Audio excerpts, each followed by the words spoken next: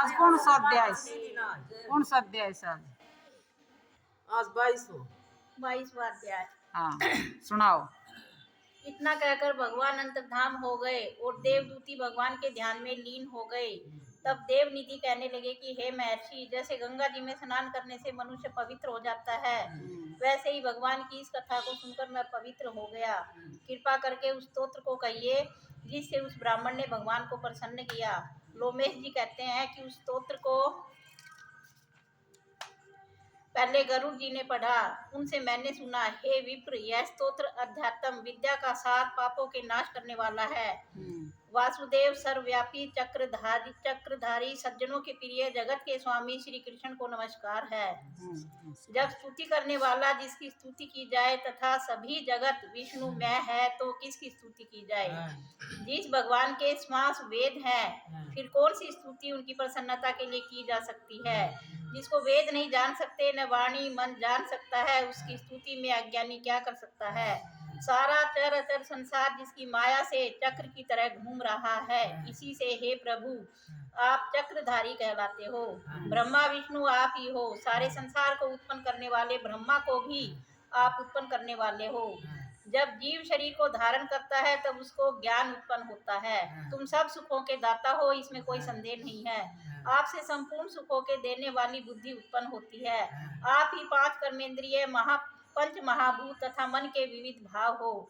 ब्रह्मा विष्णु रुद्र की कल्पना से आप संसार की कल्पना इसी प्रकार करते हो जैसे पिता पुत्री की। कवियों में जो रूप शोभा देता है उन निर्गुण विष्णु भगवान को नमस्कार करता है। जिसमें ज्ञान रखने से श्रुतियों में कहे हुए कर्मों को लोग करते हैं, उस पवित्र ब्रह्म को मैं नमस्कार करती हूँ। मैं उस सतरूप हरि को, जिसको योगी लोग सब प्राणियों में आत्म रूप में देखते हैं, उपासना करते हैं, जिसको अद्वैत कहते हुए गाते हैं और यज्ञ करते हैं, उस माधव भगवान को मैं नमस्कार करता हूँ। मनुष्यों को माया तथा मोह में पैदा हुए विचित्र आभास, अहंकार तथा ममता को जानकर खो देते हैं, उन भगवान को मैं नमस्कार करता हूँ। संसार में मनुष्यों के मोह रूपी वायु से सदा भभकने वाली ज्वाला आपके चरण कमल की छाया पहुँचने से नहीं जलाती। जिसके स्मरण मात्र से मोह, अज्ञान, रोग, दुख दूर हो जाते हैं, उस अनंत रूप को नमस्कार करता हूँ। जिसमें मिल जाने पर और किसी दूसरे की इच्छा नहीं रहती, जिसको जानकर अद्वैतवादी आत्मा को देखते हैं। यदि विष्णु शब्द का अर्थ और उसके विषय का ज्ञान एक ही होता तो इस सत्य से हे माधव इस संसार की माया में फंसकर तेरे ही ध्यान में रत रहता। यदि वेदांत दर्शन में भगवान सारे संसार में व्याप्त है तो इसी सत्य से भगवान में भरी निर्विघ्न भक्ति हो। जो बीज नहीं है तो भी बिना बीज के स्वयं विद्यमान है, सो वह विष्णु भगवान ज्ञान रूपी रंग से हमारे बीज के टुकड़े टुकड़े को, जो सृष्टि स्थिति तथा लय के लिए ब्रह्मा विष्णु महेश तीन रूप धारण करते हैं और कार्य में सत रज और तम इन तीनों गुणों में विद्यमान है, वह भगवान मुझ पर प्रसन्न हो। जो प्राणियों के हृदय रूपी मंदिर में निर्मल देव वास करते हैं, वह भगवान मुझ पर प्रसन्न हो। जो अविद्या पूर्ण संसार का त्याग करता है, जगत में आप हो, आपका बनाया हुआ विश्व आनंद करता है, आपके त्याग करने पर अपवित्र हो जाता है, उसका साथ करने पर भी तुम बिना साथ के बने रहते हो। विकार रहित, जिनके चारवार पांच भूत योग से पैदा हुआ चैतन्य मानते हुए उपासना करते हैं। जैन लोग आपको शरीर का परिणाम मानते हैं और सांख्यवादी तुम्ही को प्रकृति से परे पुरुष मानकर ध्यान करते हैं। जन्म इत्यादि से रहित चैतन्य रूप सदा आनंद स्वरूप उपनिषद जिसकी महिमा गाते हैं। आकाश आदि पंच महाभूत, देह, मन, बुद्धि, इंद्रियां सब कुछ तुम ही हो, तुमसे अलग और कुछ नहीं। तुम ही सब प्राणियों के उत्पन्न करने वाले हो और मुझको शरण देने वाले हो। तुम ही अग्नि, रवि, इंद्र, होम, मंत्र, क्रिया तथा फल सब ही हो। कर्म के फल देने वाले बैकुंठ में तुम्हारे सिवाय कोई नहीं है, मैं तुम्हारी ही शरण में हूँ। सब प्राणियों के हेतु तथा उनको शरण देने वाले तुम ही हो। जैसे युवा पुरुष की युवती में और युवती की युवा में प्रीति होती है, वैसी मेरी प्रीति तुम ही में हो। जो पापी भी आपको प्रणाम करता है उसको यमदूत ऐसे नहीं देखते जैसे उल्लू सूर्य को। प्रत्येक पाप मनुष्य को उस समय तक ही दुख देते हैं जब तक वह आपके चरण कमलों का सहारा नहीं लेता।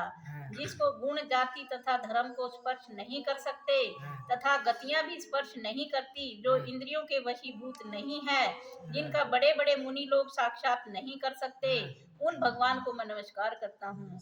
जितने ज्ञान रूपी सुंदर गुण हैं, जिन्होंने सुख स्वरूप मोक्ष रूपी लक्ष्मी का आलिंगन किया, जिन्होंने आत्म स्वरूप सुख भोगा है और जिन्होंने ध्यान रूप से मृत्यु को वश में कर लिया है, ऐसे मुनियों से सेवित भगवान को नमस्कार है। जो जन्म आदि से अलग है, जिनको काम क्रोध आदि दोष दुख नहीं देते, उन वासुदेव भगवान को मैं नमस्कार करता हूँ। जिनके ज्ञान की गति से अविद्या रूपी मल शुद्ध हो जाता है, जिनके ज्ञान रूपी शस्त्र से संसार रूपी शत्रु का नाश हो जाता है, उन दुखों के नाश करने वाले को मैं नमस्कार करता हूँ। जिस प्रकार भगवान सब स्थावर जंगम संसार को उत्पन्न करते हैं, इसी सत्य से भगवान मुझको दर्शन दे। इस प्रकार उसकी सच्ची भक्ति देखकर भगवान ने प्रसन्न होकर उस ब्राह्मण को दर्शन दिए और उस ब्राह्मण की स्तुति से प्रसन्न होकर तथा उसको वरदान देकर भगवान अंतर्धाम हो गए और वह ब्राह्मण कृतकृत्य होकर भगवान में लीन हो गया और शिष्यों के साथ स्तोत्र पढ़ता हुआ तपोवन में रहने लगा। जो कोई स्तोत्र को पढ़ता है अथवा सुनता है, उसकी बुद्धि पाप में नहीं लगती और न ही बुरा फल देखता है। इसके कीर्तन से मनुष्यों की बुद्धि मन तथा इंद्रियां स्वस्थ होती हैं। जो भक्ति पूर्वक इसके अर्थ को विचार कर इसका जप करता है, वह वैष्णव पद को प्राप्त होता है। इसके सदैव पढ़ने से मन वांछित कार्य सिद्ध हो जाते हैं। मनुष्य सपुत्र पाता है तथा धन पराक्रम और चिरायु प्राप्त करता है। इसके पाठ से बुद्धि धन यश कीर्ति ज्ञान तथा धर्म बढ़ते हैं। दुष्ट ग्रहों की शांति होती है। यह व्याधियों व अनिष्टों को दूर करता है, दुर्गति से तारता है। इसके पढ़ने से सिंह व्याघ्र चोर भूत देव पिशाच और राक्षस का भय नहीं रहता। जो भगवान का पूजन करके इस स्तोत्र को पढ़ता है, वह पापों से ऐसे ही अलग रहता है जैसे जल पंख से कमल।